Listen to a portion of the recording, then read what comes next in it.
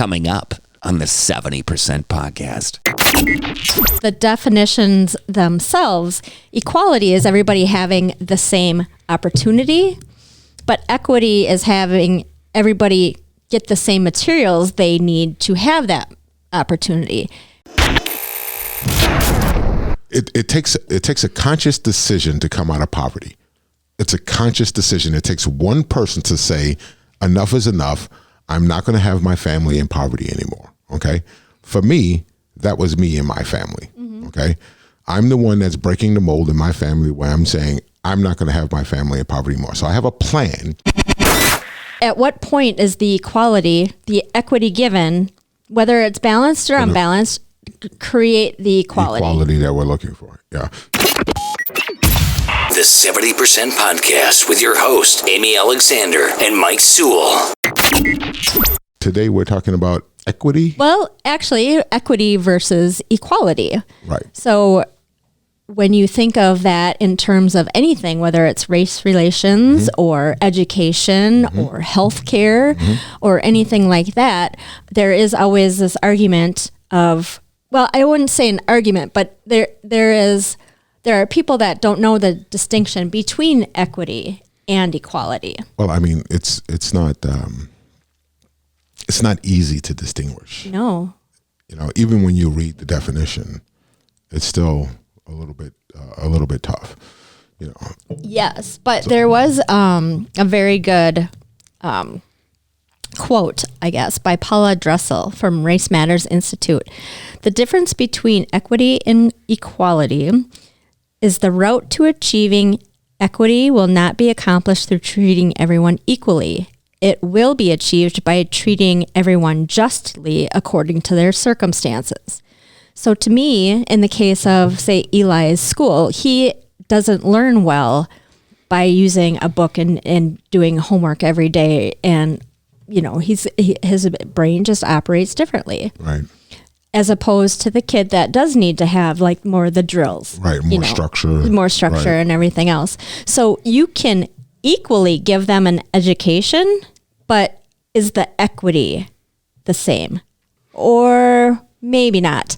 Like I'm trying to talk to, because honestly, you guys, Mike and I have been talking about this because we prep for the show. Yeah, we prep for the show every week. Yeah. And we're like, before we started, we have this whole syllabus of really cool shit that's coming up. And when we got to this topic, we are struggling with trying to define equity versus equality. Well, one of the things I'm struggling with is, okay, so coming from, I'm more conservative leaning, okay, when it comes to, politics and stuff like that. And this is not, in my opinion, this is not a political issue. This is just a human rights issue. I agree. Okay. But what we're looking at it from my lens, when we're talking equity and we're talking, okay, so if we give everybody, if we go back to, reparations or whatever, we give everybody $20,000, everybody in the United States. And I actually had this conversation with my youngest son, probably about a year and a half, 2 years ago. He was saying that everybody in the United States should have at least a living wage stipend every month. They should at least be able to pay their rent every month. My argument with that is that it doesn't matter how much money you give someone. If they don't know how to use that money, they are going to still be in the same situation no matter what. So we can make everyone equal. Everyone, we could take all the money from the billionaires and the millionaires and make everybody in the United States equal. Guess what? The cream is always going to rise to the top. Somebody is always going to break that mold, Now, when it comes to, if we're going to make things equal, when we're looking at equity, if we're going to, one of the things I do agree with is making or having the 1%ers or the people with the most money paying more taxes than they're paying. Now, should they be paying, 70, 80%? No. But they should be paying more than what they're paying. If they're paying less than what the average American is paying, then they're not paying their fair share. Right. So that would help. For instance, it was announced today that Elon Musk just took over the #1 spot for the richest man in the world from Jeff Bezos. Jeff Bezos now only has about $190 billion. And I don't know if that's post or pre-divorce. But Elon Musk now is at $201 billion. Do you think that there should be a limit? Like once you have $5 billion, all the rest of it goes to the other people? I struggle with that. I was actually talking to a young lady online who I'll probably have on the show one day, but I was talking to her online the other day about this same thing. I don't think, okay, if I work to, it takes a conscious decision to come out of poverty. It's a conscious decision. It takes one person to say, enough is enough. I'm not going to have my family in poverty anymore. Okay. For me, that was me and my family. Okay. I'm the one that's breaking the mold in my family where I'm saying, I'm not going to have my family in poverty anymore. So I have a plan so that when I die, my kids are going to be, well, unless I die tomorrow, of course. But if I live to a ripe old age and I succeed in my plan, they will be doing well. Okay. And my grandkids will be doing well also. So why should anyone take from them what I decided to build? Right. It just, so I struggle with that, However, I don't believe in greed. You have to believe in greed because it's there. I don't. It is the deadliest sin. I don't believe in greed. When you get to... you don't believe in greed or you don't believe it exists? No, I believe it exists. Okay. All right. I believe it exists. I just don't believe that people should be greedy. They shouldn't. So when you get to Jeff Bezos and Elon Musk kind of money, where you can literally wipe out the national debt between the two of them, you know what I mean? You could get close to it. I know because we're in the trillions now. That's a freaking really small dent, but yeah. Because that would be $300 billion and we are $30 trillion in debt. So it's Holy crap. Okay. Yeah. So I misspoke on that one. Yeah. I mean, I think we're over 30 trillion now. Jesus. Yeah. Okay. So that's a conversation. Inflation. That's another show. So equity versus equality. I think a lot of people, when you look at, the definitions themselves, equality is everybody having the same opportunity, but equity is having everybody get the same materials they need to have that opportunity. Not everybody has all the materials to have the opportunity to go to Harvard because they don't have rich parents or whatever. Right. So does that mean we should make everyone equal by giving them the equity that they need to? So if you want to go to Harvard, then you should get $60,000 a year to go to Harvard. But if you want to go to a tech school, you should get at what point is the equity given, whether it's balanced or unbalanced, create the equality. Equality that we're looking for. Yeah. So is that what affirmative action is trying to do then?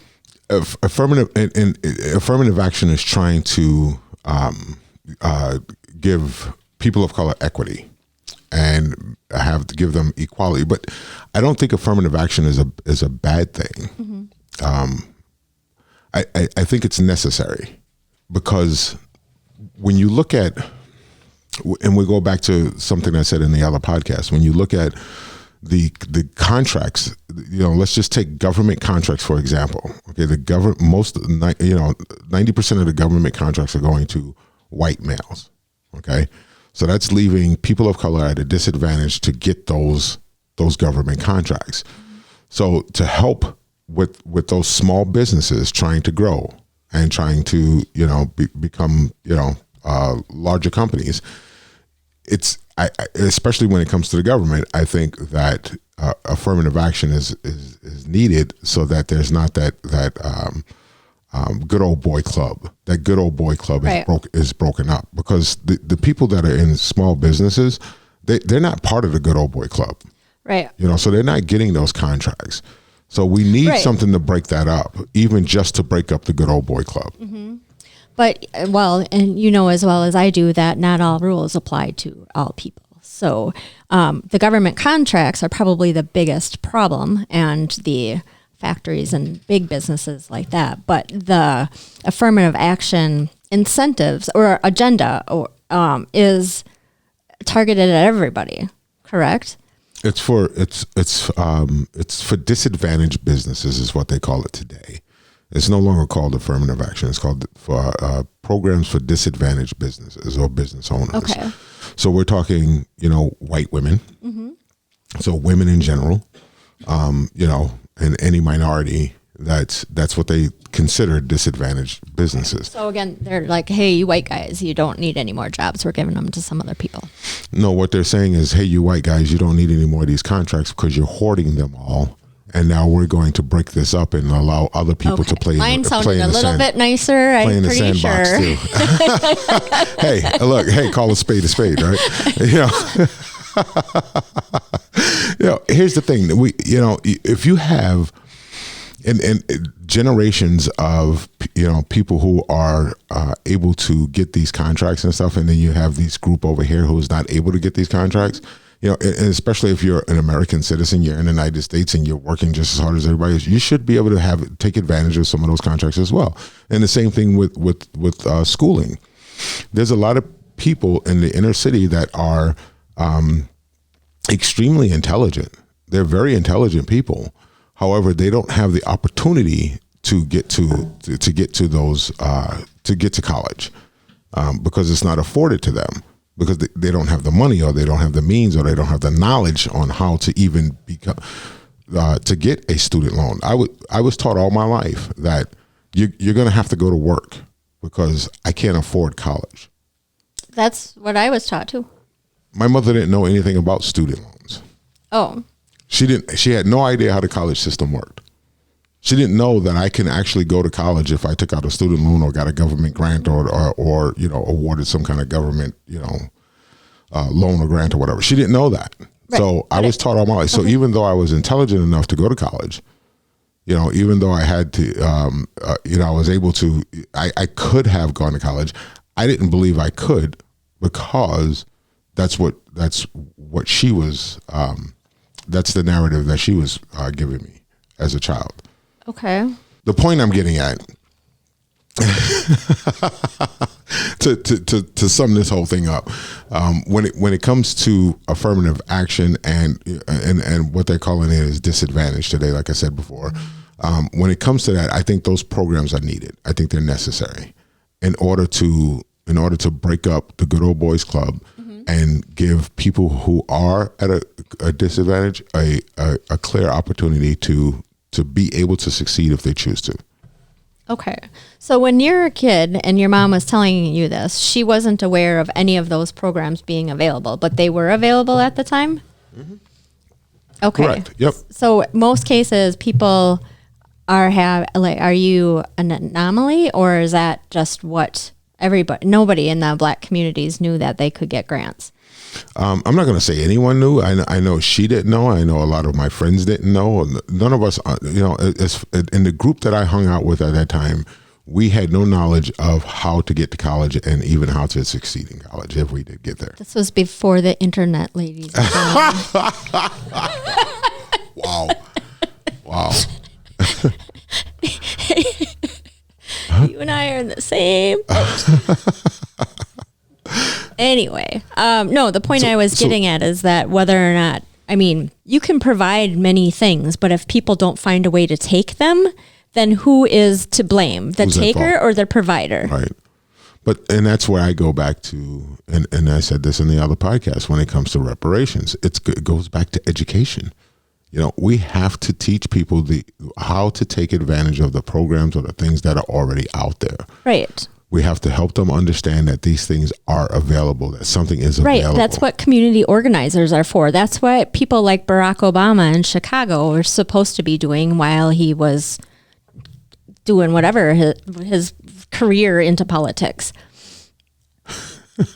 His career.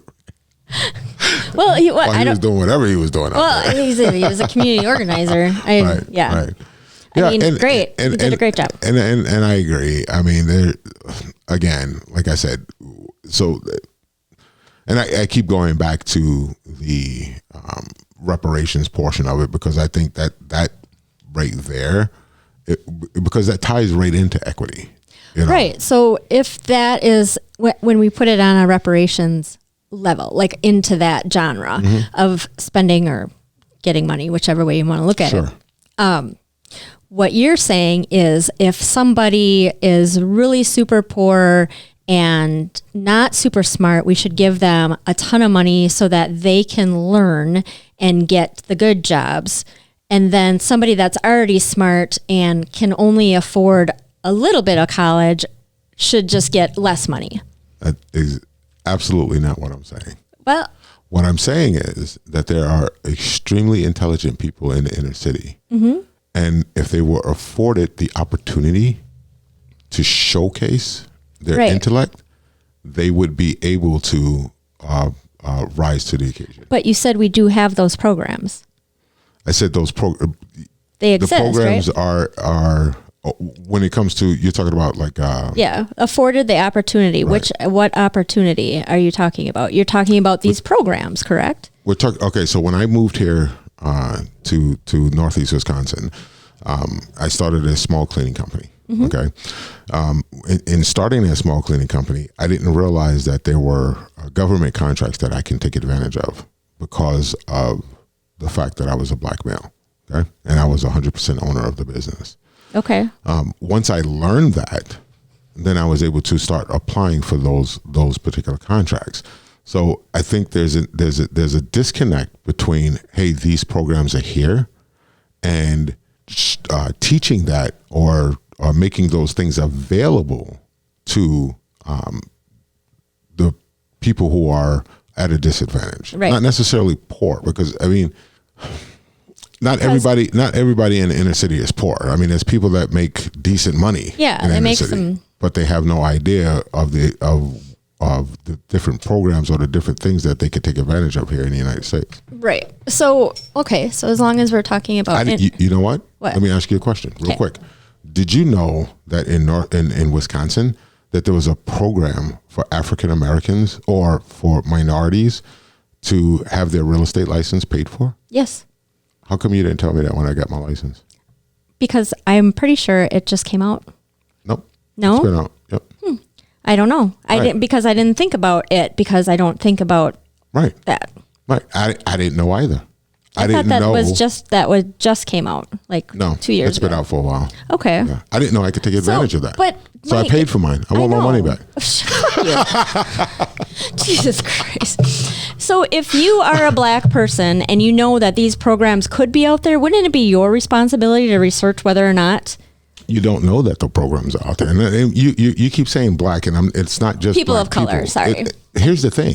Quite honestly, we're talking about disadvantaged people. Well, okay, so the government defines disadvantaged people as women, white women or whatever, and minorities. Okay, I've seen a lot of white people in the ghetto there are. that have no idea of the programs that are out there that they could be taken advantage of. Okay. So So just in general, so when we're talking equity and we're talking equality, we're talking the haves and have-nots. We're not talking race. right. You know, well, I guess some people talk race when they talk about the reparations and stuff like that. Right, And- 'cause, yeah. and having people of color, especially black people who came through slavery. How did Tracy put that the other day? What was her Foundational black person. Black Americans. Yep. Black American, yeah. Foundational black American. Right. So, there's some out there like that. However, what I'm saying is that there's a lot of people in the inner city, white, black, Mexican, Puerto Rican, whatever, that have absolutely no idea, and intelligent people who have absolutely no idea of the programs that they can take advantage of. And whose job is it to, Make them aware. yes, to advertise these programs or to make them aware? I think it's the job of the government, because they're putting the programs out there. Right, but who does it flow down to? To trickle it down to make them aware of these programs. And by the time it trickles all the way down, there's probably no money left at the local level, is my guess. Or because I'm I'm president of Service League. We put clothes and school supplies in the hands of 3,000 underprivileged kids every August. Do you get paid for that? No. Okay. So that's a truly... Oh, yeah. There's 36 of us, and it's all 100% voluntary. And 100% voluntary, and all the money and proceeds go to charity. Yep. All That's the money awesome. that we make goes to... We don't make it. All the money that you bring in. We collect money on behalf of other people to put. Yeah. Mm-hmm. Anyway, those we work with like How Community Center, and we work with Encompass, and we work with some other of these agencies that help us determine who's qualified and who's not qualified. My assumption is that they are approaching everybody with this. And I mean, of course, there are way more than 3,000 kids that need school clothes and school supplies in our community. Right. No doubt. There are other, hopefully there are a couple other organizations out there that are doing the same program. So hopefully they're not overlapping. But I some of it has to be choice. Because if you could tell everybody that you can do a certain thing, or you can go to a certain school, or you can get a certain grant, but then they choose not to do anything with it because they aren't interested or they're lazy, and I'm talking about anybody, just human nature, right. Then is it our responsibility to keep boosting them until they get their asses up? And so you think that the people that are in the inner city are lazy? No, that's not what I said. Okay. Anybody, I said white, black, whatever. If you can't, I'll give money to anybody who wants to ultimately earn it or prove that they deserved it. But if you know what I mean? No, I get it. And that's the problem I have. And that didn't come out. There's got to be a different word for that. I understand what you're saying. That's the problem I have with equity. How are we going to give everyone the same amount of money? We can't. And expect that everyone is going to do well because they have the same amount of money. Well, because you are making expectations on a thing called human nature, which we'll never be able to figure out. What's going to happen is that we're going to have a group of people over here who's saying that I'm making enough money and I don't need to work, and I'm going to stay home, and I'm going to, watch what show is out there now? Because I was getting ready to say Ricky Lake. Well, I know The Price is Right is still out there. Okay, so The Price is Right. We're watching The Price. Everybody's watching The Price is Right. The Price is Right. Whatever the fuck they're watching. I totally just aged myself. Yeah, I don't watch television, so I don't know. Yeah, it's been on The Walking Dead. Okay. I guess whatever. Yeah, whatever show. Okay, that so you want to binge watch TV and eat. They're going to sit around. They're going to watch TV. They're going to eat ice cream. They're going to gain weight. Then we're going to have a health issue problem, which we already have in America. But anyway. That's a whole nother ball. Well, it kind of does. It actually all blends together. Yeah. But yeah, so you have these unhealthy people sitting around doing nothing, gathering money. We're going to have a group of people. So if everybody is making a living wage, okay, let's say that in the United States, a living wage is $50,000. Okay, and what I mean by a living wage is that you're able to pay your rent. You're able to pay all the rest of your bills. And every once in a blue moon, you can take in a movie. Okay, I know you don't like that. I know you don't. No, like I just. But here's the thing: entertainment is a necessity. Last time, wait, hang on. It's a necessity. Entertainment is a necessity. However, once in a blue moon has no numerical value to it. So I have no idea what that means. Okay, so let's say once a month you're able to take in a movie. Okay, so all right. So $50,000 a year. So everybody in the United States is making $50,000 a year. Half of the United States, and this was already proven by the whole COVID situation, where people were getting $600 a week sitting at home on unemployment. They're still, yeah. And when they took after the COVID, well, I guess COVID is not over per se, quote unquote. But anyway, after they opened up the states again. There's still an unvaccinated pandemic going on. Anyway, sorry. So after all of that was said and done, people are hiring all over the place now, and no one is applying for these jobs. No one is applying because they had all that money that they were getting from unemployment. So it's already proven that it doesn't matter how much money you give people, some people are not going to use that money productively. Okay. So I get that. So how do you do equity? How do you make, you know what I mean? Well, you can make everybody equal by guaranteeing them the same $50,000. But when it's equitable, it depends on the person. You can't force. So, okay. So now let me give you this scenario. Everybody gets $50,000. $50,000 at that point gets you 1 3-bedroom, 2-bath house, 2 cars, groceries for a month, cable, internet, phone, and one movie. Yeah, and 1 movie a month. Okay, and a computer. That's a laptop. Yeah. Okay, and some extra to buy the toiletries, the computer, whatever. Right. Put clothes on your back. Sure. Food, water, shelter. Those should be the 3 things we worry about first. Okay. And then after that, it should be whatever else things right. Okay. So now you're doing that, and some people choose to work, and they're like, okay, well, this is great, 50,000, but I want to live better than this. So I'm going to go get a job, and I'm going to take my 50,000 plus what I make at my job, and I'm going to get a bigger house, and I'm going to get another car, and I'm going to go to the movie more than once a week, and I'm going to eat lobster or whatever. Family trips. And trips or whatever. Right. So as soon as you do that, you're leaving these people behind again. And we still don't have equity. And we don't have equality. Equality. Right. We have equality. We have everybody starts with the same $50,000. Yep. We equally get 50,000 frickin' dollars. Where the equity is, where you want to get everybody to the equity line, it will never happen. I still have to go back to where my biggest issue with this situation is that we've already left people behind. You know, we've already left the foundational Black Americans behind because of, you know, the history of America.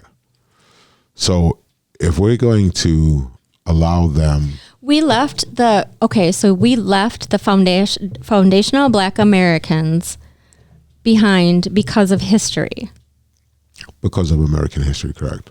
Okay. Because of how they were treated here in America. Okay. So then, but we have put in programs, and we have affirmative action, and everybody's able to get a house, and you can make more money than I can now, and you are very. However, you still have people who are behind the. Okay, so here's the thing: if you have X amount of years of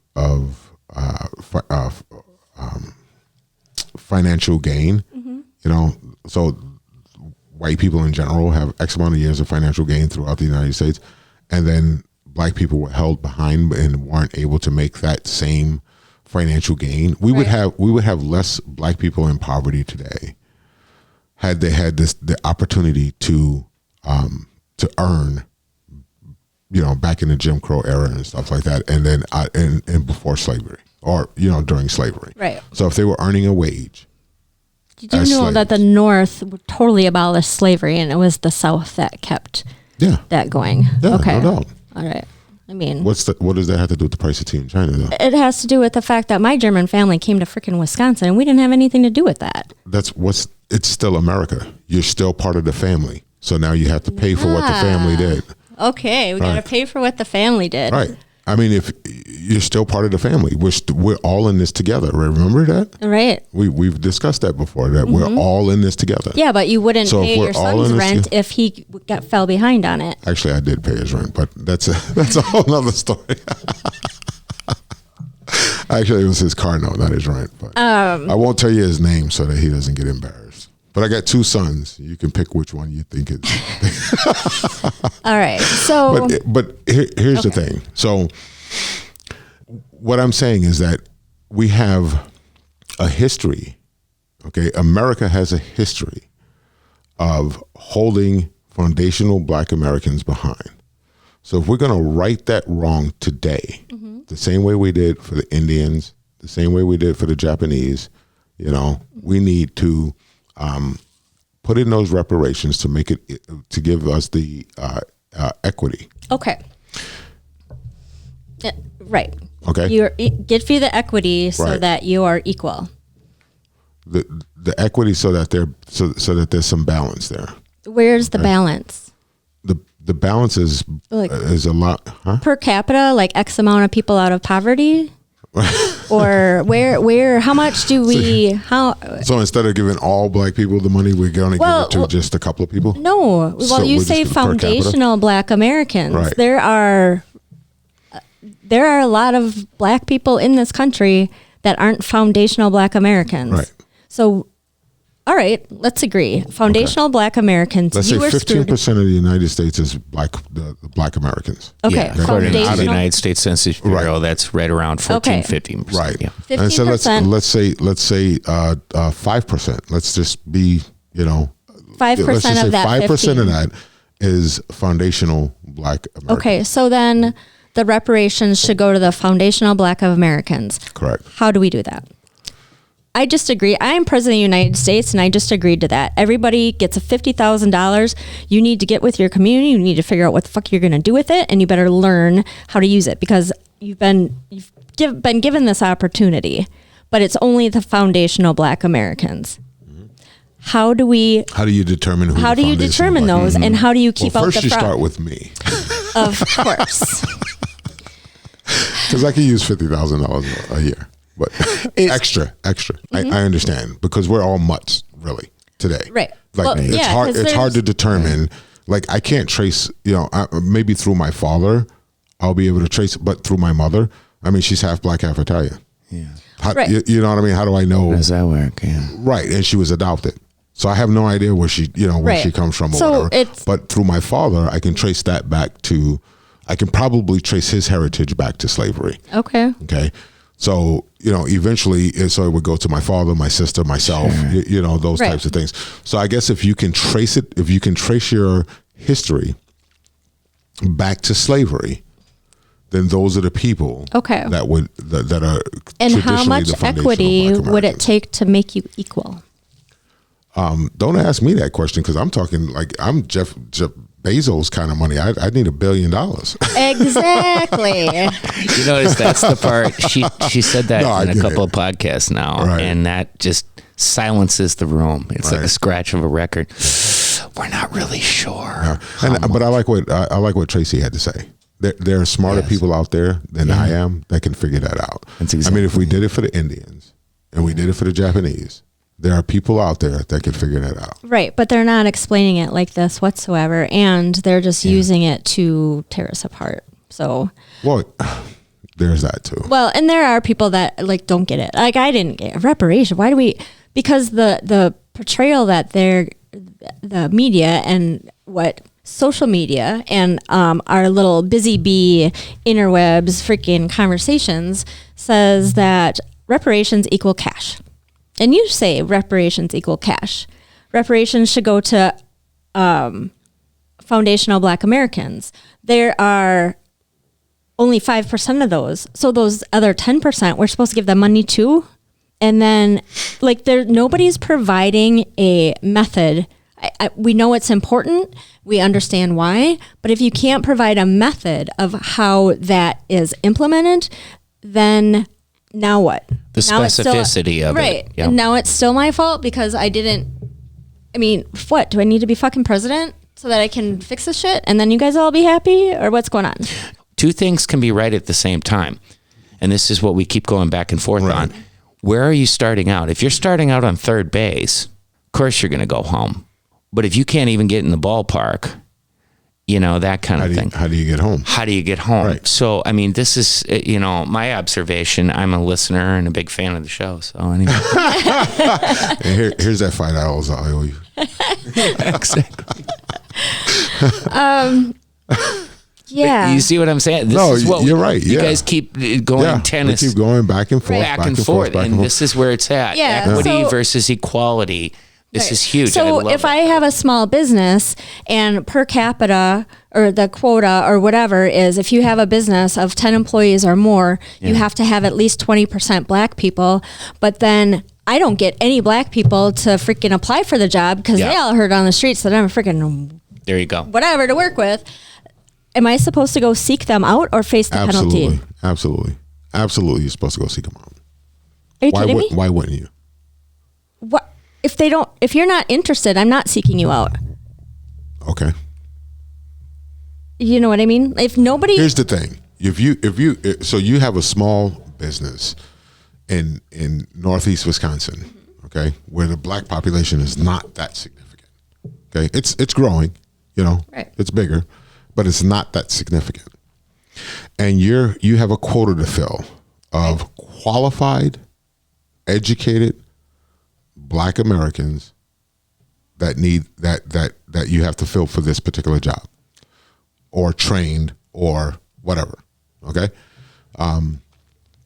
I think it is your responsibility and your duty to seek them out and find out where they're at and say, hey, look, we have openings if you're interested. So whether that be the job center, whether that be online, how are they not getting? whether that be the churches that they go to, whether that be Mike. whatever, I think it's your responsibility to say, hey, look, we're here if you're looking for a job. Yeah, you say that to everybody. Not necessarily. Because Not everybody's going to know. Not the Mike, people that they are can't going. even get people to work the lunch shift, and we're going to go seek out people that are going to happen to be qualified for. People are grasping right now just to find people that would work, and doing everything they can to get these jobs filled. You can't. You're putting the onus on the person that is offering a job. I mean, you also own your own business, right? Right. Yep. It's your job to go out of your way to intentionally seek out a particular demographic now. When I owned a commercial cleaning company here in Northeast Wisconsin, this was back in 2007. I think I sold the business back then. Anyway, I would go to the job center and post signs. I would go to the churches and post signs. I would let everybody know. And okay, so we're talking about cleaning, cleaning toilets. Sure. That's not a glamorous job. However, I would go everywhere I needed to go to make sure that everybody knew that I was hiring. That makes sense. Right, it totally makes sense. And that's all I'm saying. Right. It's okay. your I thought you responsibility meant to advertise in every place. There you go. Okay. That makes sense. So you're saying that instead of just putting it on Indeed and all these other places that you spend, right. that I should so you put it on go the internet, and a lot of poor people don't even have a freaking computer. So you put it on the internet. Oh, I did my job. I put it on the internet. I advertise. Right. You have to seek So you're out. not saying, you're saying more like you feel like white people are redlining the location of their postings. That's not what I'm saying at all. What I'm saying is, if you are a business owner, then I believe it is your duty to advertise in every place that you can advertise for the quality people that you're looking for to help you run your business. Okay. Yep. Now, if you do that and you do not get any black people or African or minority I people see what you're saying. coming to your door, you did your duty. Okay, it's in your That's best where we interest to are. expand your horizon. Why Right. wouldn't It's someone? in our best interest to expand horizon, but if you do that and nobody comes to your door, Yeah, that's Well, her white point. people don't even want jobs today. well, if I have this job, I post it everywhere. I have whatever. It follows the rules of equity. See, and that's a sticky situation. Follow the rules, okay? Because the rules may not dictate that you should post it at the job center. The rules may not dictate such as. I think we should go above and beyond. Right. Okay. So follow the morals of society. Thank you. Which is subjective, because Which, morals are subjective. well, Well, a lot of rules are too now, even though they're written freaking down. So anyway, the point of that being that if I do that and every single person on the planet knows that I am hiring for this job and I have 4 white people, 2 Asians, an Indian, and no black people. and I have 10 people and I'm looking for 10 people and they're all qualified, I got to reject one of those guys and go look for a black guy or woman or whatever? No. If you have done your due diligence, and this is just my opinion, I have to make sure that I say that, okay? It's just my opinion. If you have done your due diligence, so you've posted in every place that you can post this job, you've made sure that you have actively sought out the people that do not have access to the internet, okay? And you posted this job posting out there, and no one shows up for the job that are of color, then you should give that job to someone who is experienced and ready to take the job. That's my opinion. Okay. So, and of all these, so I have 9 white, Asian, Indian, and 1 black person. Or and 2 black people. Neither one of these are qualified as much as any of these guys, but I still need to hire them. So neither one of the black people are qualified? Yeah. Well, 2 black guys, 3 white guys, and one of the Indian guys aren't qualified. And I want to hire the white person and the Asian. Okay, now I'm a little confused. Let's go through that one more time. So let's say we have 10 people total. Oh yeah. Okay. So say we have 10 people, and Okay. I can only and out hire of that 10 people, 5 people are white. Right. Okay. Now you have 1 Asian, 1 black guy, 1 Mexican, 1 Indian guy, and who else? Let's say another black guy. Yeah. That's what I said. 2 black guys. Okay, so you got 2 black guys, an Asian and Indian. Okay. And so what are you saying now? I'm saying, so if now it comes to the point where, all right, crap, I can only hire 7 people. Okay, so you gotta let 2 people go. Yes. Okay. And am I allowed to? And the 2 black guys are on the bottom of the list because they're not as qualified. Right, because I hired them because they needed to be hired. Did you hire them because they needed to be hired, or did you hire them because they were qualified? Because there are, based on what you're saying, or maybe they're based on the way people are going to take what you're saying, is that black people are not qualified. No, that's not what I'm saying. I'm saying they don't, because I needed to have, nobody wanted this job, but I begged 2 black people to come and apply for it, even though they weren't really super qualified. So they did. So now it's like, oh crap, now I just redid the budget and I got to let go of 3 of you. Am I obligated to keep? Traditionally, you're going to let go of the people that are making the most money. So that's going to be the 2 white guys over here. I'm going to let go of them? The 3 white guys over here. Yeah. You're going to fire, because they're probably making the most money. Because these people are not as qualified, so they're making less money. So these people are more qualified. So if you need to save money, what as if a business that guy owner, is bringing in $100 million in revenue and that guy is bringing in $50 you're million? talking salespeople now? Well, any people. I mean, qualified is qualified, Right. and good at your job is good at your job. In other words, meritocracy. We're back to that. Once you get in, you guys are talking about 2 phases. One is getting into the opportunity phase, which is the hiring process. Right. And that's what she's talking about. It's very confusing. Okay, we have to have certain categorical things, quotas, all that kind of stuff. And I'm not saying that black people cannot be qualified for that. That's not. No. You're playing. Oh my God. I'm playing devil's advocate. And right you're putting out a scenario. And you're it asking happens. questions based on knowing that scenario. No, that's not. I get it. I And mean, you're more than talking likely, about- from hanging out with you, I will find more. Anyway, Of course. But once have a lot they're of smart friends.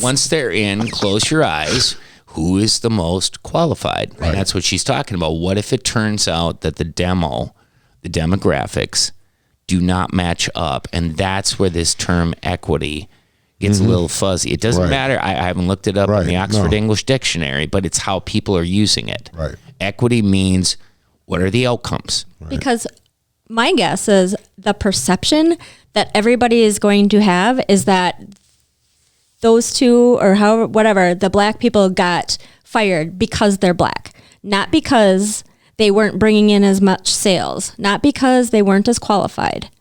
It's because they're black. How do you How do you combat that?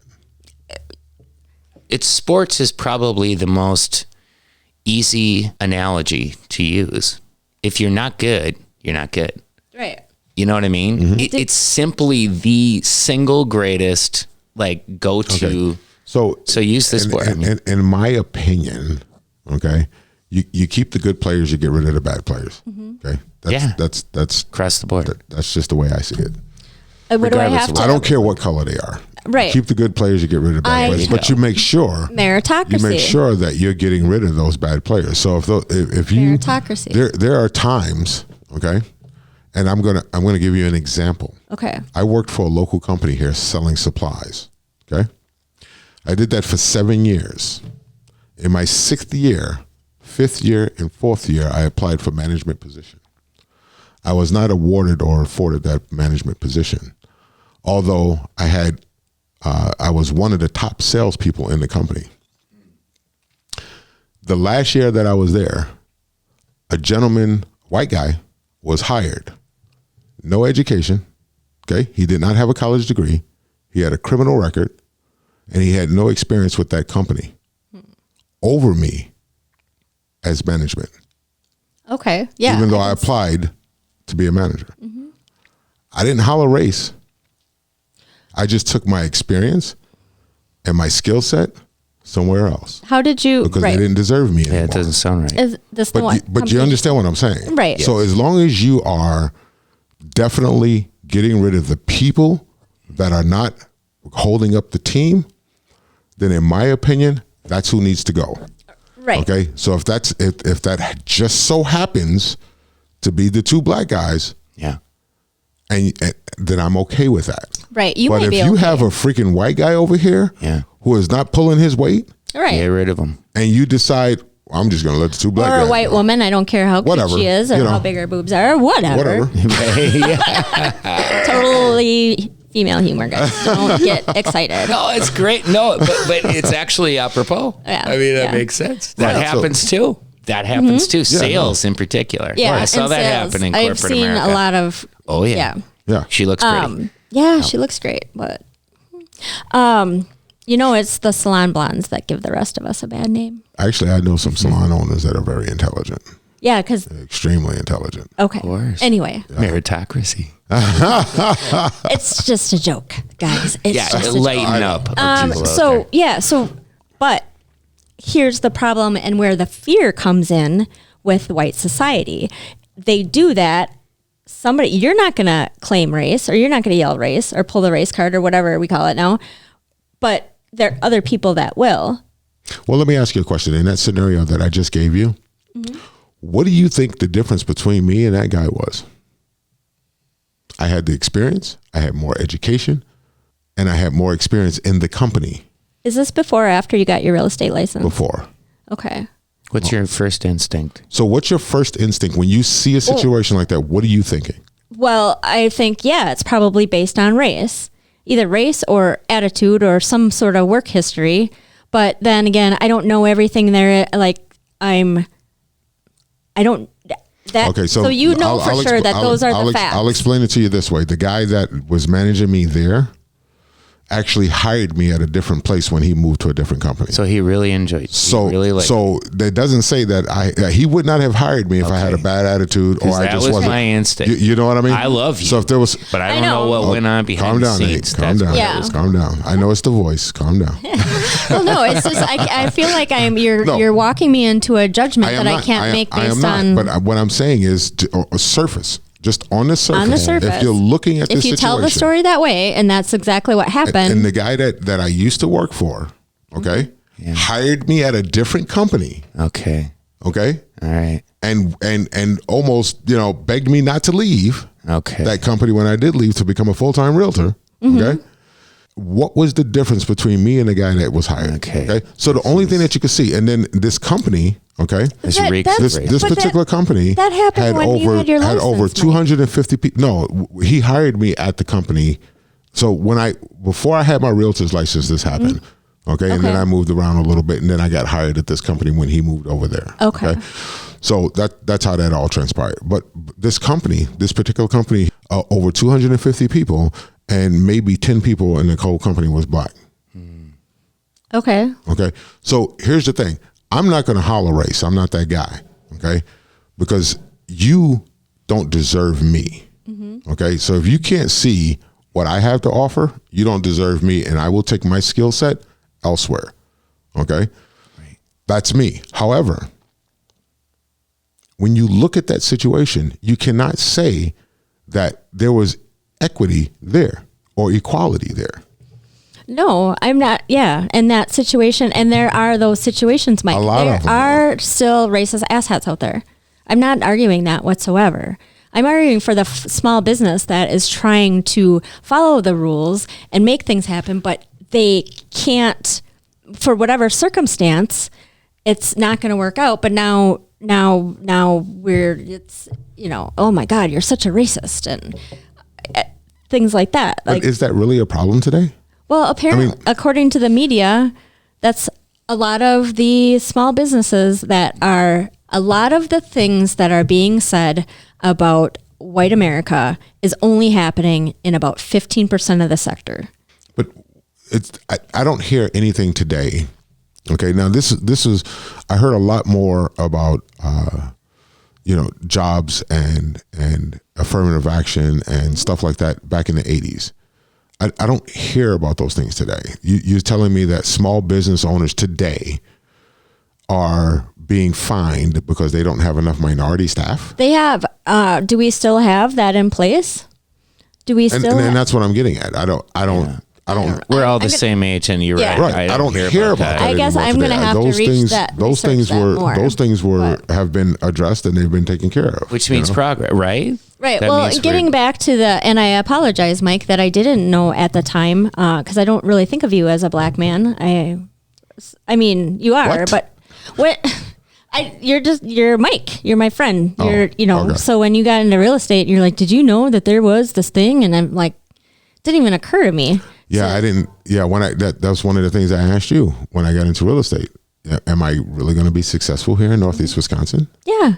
I mean, is that me being black? Is that going to be an issue?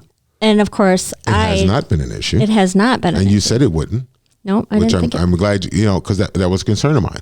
One of the things that is a concern of mine is I put placards on my car showing my face and my company and stuff like that. Exit Elite Realty. Just so that little plug, free plug. Alexander for Realty Group. Check out my podcast on AE. check out the podcast coming from Mike Sewell. Anyway, so I do put placards on my car. So when I go show $500,000 or houses or $600,000 houses or 400, that people know why I'm in the neighborhood not because anything has ever happened. Nothing has ever happened where I was showing a house and the police came and said, hey, blah, blah, blah. However, just because it could happen, right? I want people to know why I'm in their neighborhood. Right. It's just because it could happen that I get attacked. That's why I keep a lot of weapons on myself. And right, but you don't ride around with placards on your car because you're going to be in a rich neighborhood and you're worried about whether or not something's going to happen to you. That's a whole nother story. That's a whole nother topic, a whole nother conversation. Okay. Yep. But when you talk, because we're talking equity, we're not talking race right now. Well, I mean, because even women in general, I mean, when you're talking equity, you're talking about how much they're getting paid versus how much men are getting. Women in the STEM field, and put it up on the screen. Yeah, right, and that, a lot of a hard time with that. Why aren't women becoming engineers? And a lot of it comes from because women aren't hard negotiators like men are. Like when we walk into a room, like the first thing I'm doing when you know how I am, how I negotiate. I say, hey, look, I need more money. No, I can't work for this mom. No, this is right. not. She's not a good example, though. She scares the shit out of me. When you and I are in private, I use a different analogy, and I'm not going to do that on air. But yeah, well, because I let you sat me in to do it too because you're my friend. Because that's not how our sales works. No, I'm just saying in general. Okay, I'm a negotiator. You are a negotiator, right? So I'm going to walk into a room. And when I take a job or when I allow them to hire me, because I don't care where I go, I'm an independent contractor. I will come and I will work for you as long as you're taking care of me. When I decide you're not taking care of me anymore, I'm moving on to someone who will. Right. Mainly myself. But anyway. Good. That's the way it's supposed to go. You think.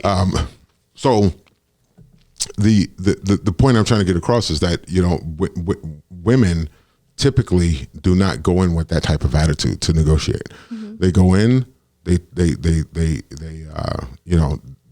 discuss the job, they talk about what they can bring to the table, and they may do a little bit of negotiating, but for the most part, they accept what the job has to offer. Whereas men, so I would say a majority, that's part of why there is more of a majority of women than probably men do. And I think that's to the rhetoric, or not the rhetoric, you get back into the good old boy club. Right. That, hey, you want to go play racquetball and get to be friends, and then of course you're going to give them more money. Right. And that's hard to do for women to do. Or nepotism or anything. Well, it's hard for a woman to be a friend with a man and not eventually get hit on. In most cases. That's off the topic. But here's my question, Mike. And then I think we've been doing this for about an hour. And this kind of wraps around to what we were talking about at the beginning. When you first got into real estate, and I'm not meaning to put you on the spot, but I kind of am. Okay. When you first got into real estate, you told me that your passion was to make sure that you go to less fortunate people in the inner city of Green Bay and help them realize their dream of home ownership. Mike, how is that going for you right now? Listen. Okay, I don't appreciate being put on the spot. Well, because you are the guy that is supposed to be telling these people. And you're absolutely right. And then here's the thing: it's not that it's not that I'm not going to do that. It's just that I can't do that until I take care of Mike first. Right. Okay. So the first thing you don't make any money doing that, because you did. The first thing I have to do is get to the point where Mike is taken care of and Mike's family is taken care of. Okay. And what I mean by taken care of is, I need to get to your level of real estate where people are calling you, where your name is out there, people know who you are. Well, it's been 15 years. Right. Right. So it might take me 15 years to get there. I don't know. Right. Hopefully not, hopefully, I've learned enough lessons from you that I can do it a little bit faster. Right. However, that's still a passion of mine. It's still something I want to do. I just can't afford to do it right now. And if I can't take care of me, I can't take care of someone else. So I have to first put shoes on my feet, or it's just like being in an airplane. First, I got to put my mask on, and then I can put my neighbor's mask on. Okay. So my mask is not fully on yet. And once it's on, then I'll be able to put someone else's mask on. So $50,000 will do that probably. Like if we could just get you $50,000, you'd go into the. If you gave me $50,000 a year unencumbered, okay, so that means no taxes taken out or anything like that. Just so you're saying then at your gross income would be $78,000. And you allowed me to continue to make the money that I'm making now. And then I would be able to help other people out. Okay. Because I think that's part of the problem. There isn't a lot of money in that. In what? In helping. Helping there's others? only so many people in the community services that are helping people, and there aren't a lot of real estate agents that want to walk. Isn't that what we're paying the government for, though? Isn't that what we're paying the government to do, to tell people about their opportunities that are out there? I mean, where's our taxes going to? Right. Isn't that what the government should have done for you? When I applied for my realtor's license, they should have sent me something by email. Did they know showing me or telling me, yeah, because you got to fill it out, whether you're black or white or whatever. You got to fill all of that stuff out when you get your license. But they should have sent something to me saying, hey, did you know about this program? Yeah. And they did not. They did not. Okay. So it's not, I'm not saying it's, like, a minute ago when we were talking about that, I wasn't saying it's your fault that I didn't have, I wasn't able to take advantage of that program. And I know it's not my fault, cause whatever, but I still feel guilty about it. Cause I was like, I could have saved him some money. It's out there, but now, and it's out there, and people,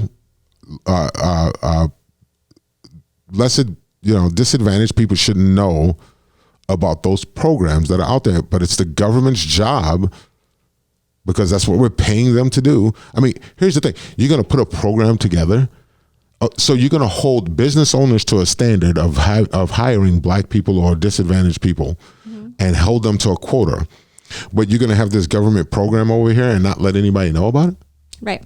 Or not, properly advertise about it? not properly get it out to. So if you see the application come in and there's a black guy or a black woman or white or, whatever, then automatically they should get an email saying, hey, did you know about this program? The money is there. That's what the money is for. Right. Why but they depend on you to research it because they don't want to give it out, because guess what happens? Even if they don't spend it, it's still appropriated and they get to spend it on something. Exactly. So, or give themselves more health insurance. Remember when we were like college age, and if you went to college, there was like a whole bunch of people that actually made a lot of money doing, here's how you find a whole bunch of loans and grants, because they're buried. Because that was the thing. You have to do a whole bunch of research on a lot of people. Because the government doesn't want, they'll say they'll campaign regardless on the programs and they'll say they're giving the programs and they'll be out there, but they're not, they don't care, Mike. They don't care. No, it would be better for you to go into our little city and help these people understand what they can do. All right. I see a career opportunity for Mike. I was actually talking to a gentleman the other day, and he was pretty much kind of hitting on the same subject. He's a African American minister in the I think area. you would be really good because you have a powerful voice. I think people would look up to you. You would, and this is gonna sound racist or sexist, whichever way, but I don't think a little white girl going, I don't think I will get my point across, or I don't think I will get as much trust as you would as a man and as a black man. Well, we'll have to put that to the test. I'm Mike Sewell. I'm Amy Alexander. Thanks for listening to the 70% podcast. Be sure to like, share, comment, and subscribe. No doubt.